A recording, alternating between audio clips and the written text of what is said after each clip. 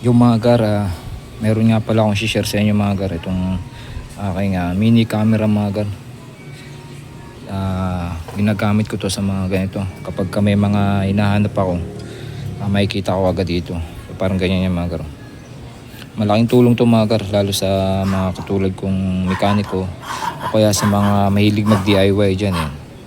Nakikita nyo kung may mga hanapin kayong mga parts na maliliit, makikita nyo kaagad yung mga gar.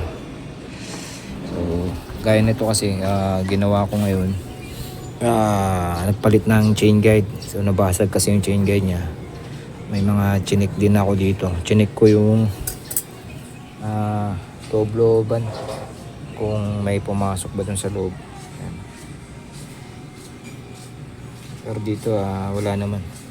So okay naman, na-check ko na maayos yan. Tapos so ganito lang to kadali ilagay mga gar. USB type naman siya mga gar.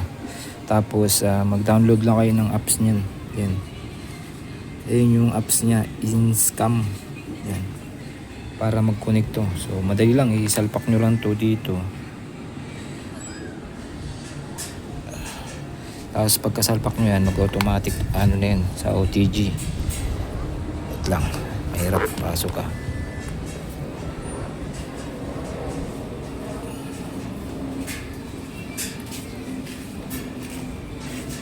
Yan, lalabas na yung OTG settings.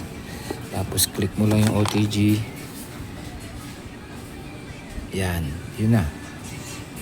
Automatic na. Nag-open na agad yung apps mo mga gar, yung sa camera nya. So ganun lang kadali gamitin itong mga gar.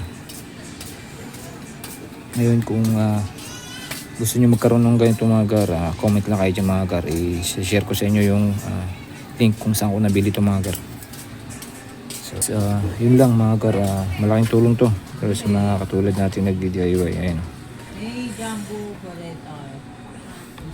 Ganda na ito mga gar kasi nakikita mo talaga yung mga malilit na sulok. Ayan yan.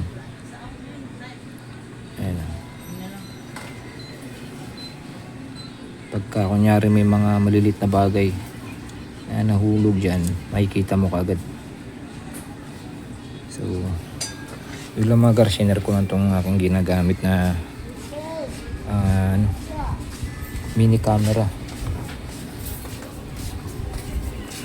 para hindi tayo mahirapan mag trace o kaya may hanapin tayo. Madali na lang makikita pagkagamit natin itong mga gar. So, hanggang dito na lang muna mga gar at maraming salamat sa panonood at ride safe sa ating lahat. Thank you.